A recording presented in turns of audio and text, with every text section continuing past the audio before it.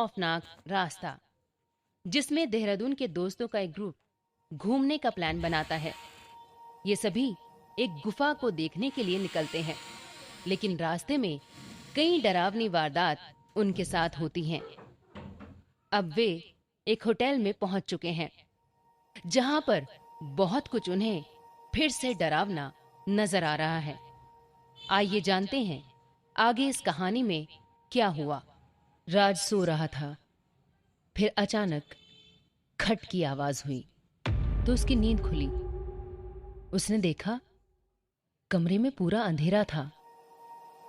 उसने लाइट्स के switch on किए, पर वे जले नहीं। उसने घबराकर अपने मोबाइल का फ्लैश जल्दी से ऑन किया। उसने देखा बेड पर वो अकेला था। अजय विक्रम कहीं गायब थे। फिर उसने देखा रूम का दरवाजा चर्र की आवाज के साथ धीरे धीरे खुलता जा रहा है। फिर अचानक से किसी के रोने की आवाजें आने लगी। फिर वही आवाज एक भूतिया हंसी में तब्दील हो गई। राज का दिल जोर जोर से धड़कने लगा। फिर अचानक से एक लड़की का भूत साए से उड़ता हुआ दरवाजे से रूम में प्रवेश हो गया। राज के तो होश उड़ गए।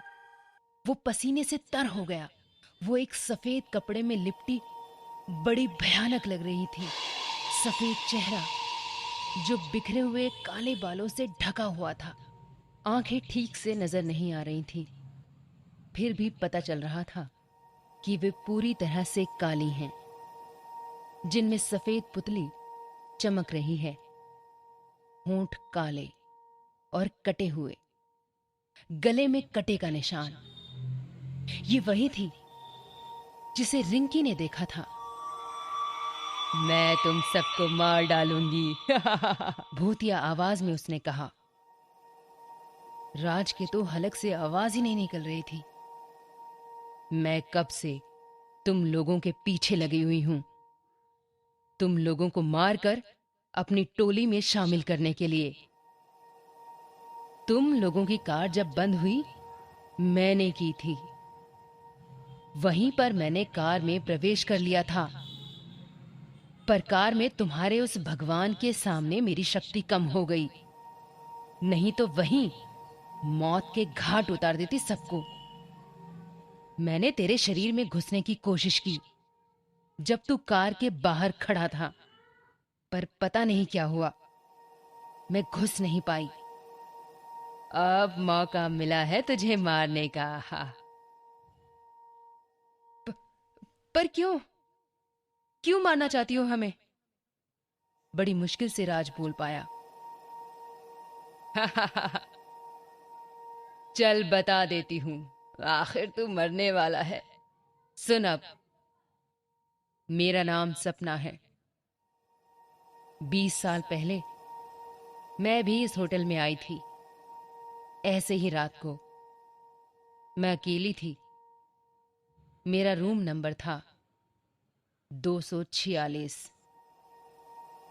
रूम सर्विस वाला खाना लेकर आया और मुझे अकेली देखकर उसने मेरे साथ जबरदस्ती की। मैंने उसका सामना किया तो उसने एक वजनदार ढक्कन से मेरे सिर में वार कर दिया। मैं उस वार से मर गई, पर गिरते गिरते मेरा गला एक बर्तन की धार वाले हिस्से से टकरा गया और कट गया, जिससे बहुत से खून के फव्वारे निकले। मैं जमीन पर गिर गई। फर्श पर बहुत सारा खून फैलने लगा। उस कमीने रूम सर्विस वाले ने इसकी खबर मैनेजर को दी और कहा कि मैंने उस पर जबरदस्ती की और उसने अपने बचाव में मेरे सिर पर मारा। मैनेजर ने विश्वास कर लिया और होटल की रेपुटेशन खराब ना हो, इसलिए मेरी मौत वाली बात गुप्त रखी गई और मेरी लाश को इसी रूम के बाथरूम की दीवार में चुनवा दिया गया। मेरे घर वालों को मेरे बारे में पता ही नहीं चल पाया कि मैं कहां गई। मेरे सामान और कार भी होटल वालों ने खाई में गिरवा दिए। तब से मैं भटक रही हूं और ऐसी क्रूर बन गई। ओह,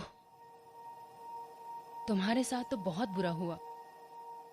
मुझे बहुत दुख है इस बात का। पर तुम्हारा निर्दोष लोगों को मारना गलत है। तुम तो अच्छी हो ना? राज ने कहा। मैं बहुत बुरी बन चुकी हूं। मेरे मरने के बाद मेरी आत्मा को शांति नहीं मिली और भूत बन गई। सबसे पहले मैंने उस रूम सर्विस वाले को मारा, फिर उस होटल के सभी स्टाफ को। फिर भी मुझे शांति नहीं मिली। तब मैंने होटल के कस्टमर्स को मारना शुरू कर दिया, फिर इस रास्ते से जाने वाले को, यहाँ के आसपास सभी गांव वालों को। अब ये होटल पूरी तरह से खंडर बन चुका है। तुम लोगों को फांसने के लिए शानदार दिखाया गया है। यहाँ कोई जीवित व्यक्ति नहीं है। आसपास कोई गांव नहीं बचा। सब जंगल में बदल गए हैं। इस पूरे रास्ते में मैं राज करती हूं। मैंने जितने लोगों को मारा है, अब तक सब मेरी टोली में शामिल हो चुके हैं और मेरे गुलाम हैं। मैं खुद लोगों को इस रास्ते की तरफ खींचती हूं ताकि उन्हें मार सकूं। मुझे इंसानों से नफरत है। चल, अब बहुत जान लिया मेरे बारे में। अब मैं तुझे मारूंगी। कहकर उसने अपने सिर को झटके से ऊपर उठाया। उसके बाल पीछे की तरफ उड़ने लगे। उसके भयानक चेहरे को देखकर राज का शरीर शिथिल पड़ गया। फिर उसको उसने बेड से उठाकर हवा में लटका दिया।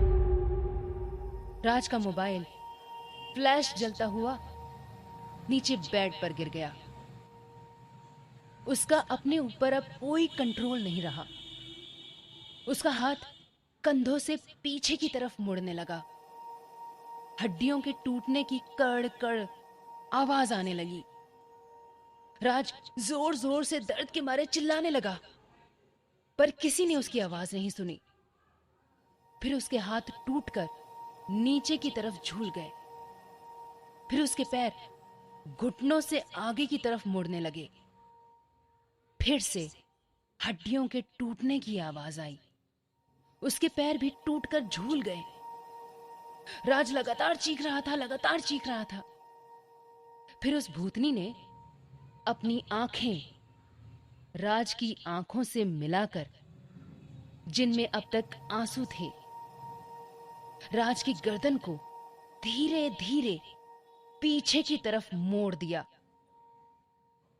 फिर अचानक एक झटके से ही कड़क की आवाज के साथ राज की गर्दन पूरे 180 डिग्री घूम गई। राज मर चुका था। उसका शरीर बहुत ही भयानक नजर आने लगा। इस आवाज के साथ वो उड़ती चली गई, उड़ती चली गई।